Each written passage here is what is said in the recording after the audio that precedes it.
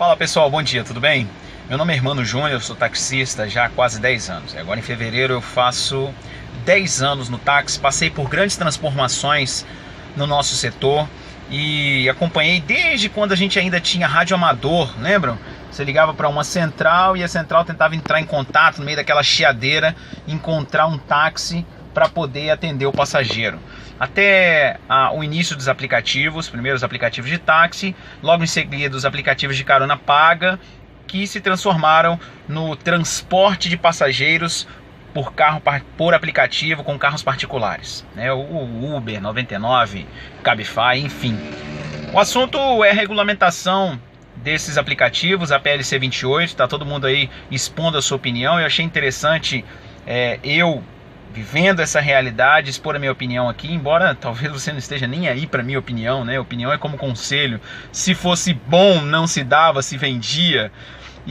Mas eu achei interessante para que a gente possa entender a questão, se aprofundar no assunto e debater um pouco. Primeiro eu queria começar dizendo o seguinte: a gente vive num país muito polarizado.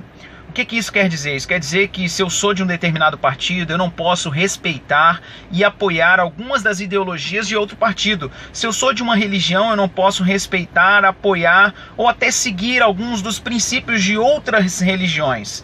A coisa está muito polarizada, é cada um fazendo o seu discurso e tentando se colocar acima do outro, dizendo que a sua opinião apenas é válida e que a opinião do outro está completamente equivocada. Isso enfraquece o debate. A política tem grande parte de responsabilidade sobre isso. A política não, os políticos, né? Esse é o desejo deles, é enfraquecer o nosso debate, enfraquecer o nosso pensamento de ideias para o avanço do nosso país. O que esperar também de um Congresso que livra a cara de ladrões simplesmente por dinheiro para encher o bolso ou por troca de favores?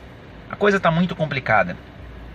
E para mim a PLC 28 nada mais é do que o Congresso de olho nesse número mágico que a Uber e os aplicativos publicaram de 17 milhões de usuários. Imagina quanto dinheiro, quantas corridas, quanto faturamento, quanta grana. Os congressistas querem também a sua parte nesse bolo e pensaram numa regulamentação rápida que viesse para tentar resolver o problema e para fazer uma pressão para que esses aplicativos abram seus cofres. A gente não pode deixar de dizer também, de pensar, que regulação é necessária. A regulação é sim necessária, mas não como está sendo feito. Como a regulação está sendo feita, ela não faz bem nem para o táxi. Embora a maioria dos taxistas estejam aí a favor desse PLC 28, eu acredito que esse PLC 28 é um tiro no pé dos próprios taxistas. Eu não vou entrar no mérito da questão aqui de qual serviço é melhor, porque para mim ambos os serviços são o mesmo. O taxista e o motorista de Uber fazem praticamente a mesma coisa. Aliás, grande parte, se não a maioria dos motoristas da Uber estavam no táxi. Era gente que pagava diárias caras, gente que pagava aluguel de placa, gente que viveu a vida defensor, que tentou várias vezes participar de licitações e nunca ganhou uma placa. Gente que não via saída e, claro, comprou um carro, alugou um carro, o que quer que seja, e entrou para o Uber. A regulação é necessária, mas ela deve atender os interesses, primeiro, do consumidor, segundo, dos motoristas e parceiros, porque regulação traz segurança. Afinal de contas, você não daria ao seu filho um medicamento que não foi regulado ou fiscalizado por órgãos do governo. Você não colocaria na sua mesa para a sua família um alimento industrializado sem o selo aí da vigilância sanitária, por exemplo. Você não entraria em uma aeronave e viajaria sem ter a mínima noção de que há um órgão regulando e fiscalizando para ver se o piloto ou se a empresa aérea estão atendendo às devidas exigências de segurança com respeito àquele transporte. Entenderam por que a regulação é necessária? Mas ela deve ser feita da maneira certa, deve ser feita da maneira correta. A regulação deve abranger também os táxis, dando para a gente a condição de concorrer de maneira leal. A gente paga uma infinidade de taxas, tem uma infinidade de cobranças que o motorista de Uber não tem. E por isso ele consegue fazer uma tarifa reduzida e consegue atender os passageiros de maneira mais barata. É preciso baratear o custo do serviço de táxi, é preciso criar regras claras para o serviço de Uber, é preciso avançar. Sabem, na minha opinião, o lobby maior não é dos taxistas. Os taxistas estão sendo usados, na minha opinião. O lobby maior é das empresas de ônibus. As empresas de ônibus não podem ir para Brasília, buzinar, bater panela, levar todos os ônibus para lá. Foi quem mais perdeu.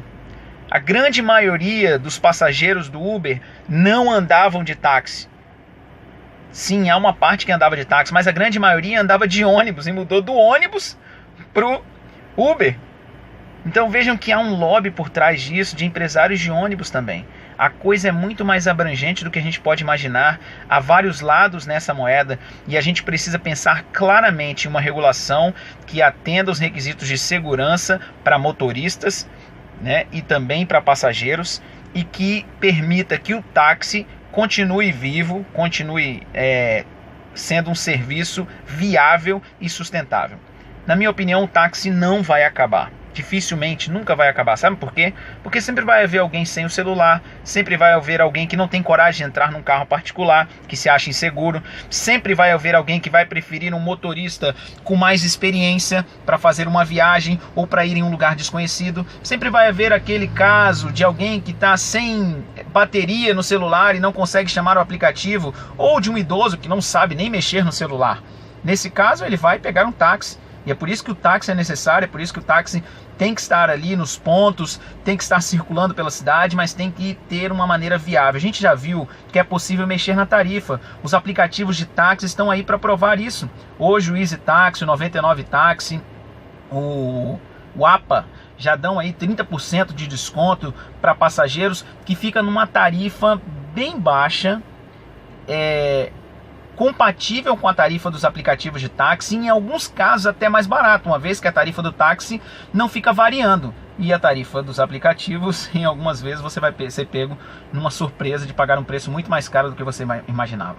A questão é essa: vamos pensar num Brasil melhor, vamos pensar numa regulação que dê condições para que todo mundo trabalhe e para que os passageiros tenham segurança para andar de táxi ou por aplicativo. Grande abraço a todos.